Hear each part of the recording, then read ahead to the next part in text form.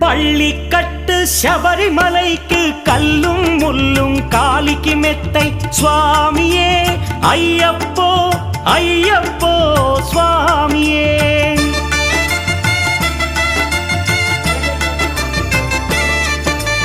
பள்ளிக்கட்டு சபரிமலைக்கு கல்லும் முள்ளும் காலிக்கு மெத்தை சுவாமியே ஐயப்போ ஐயப்போ స్వామియే.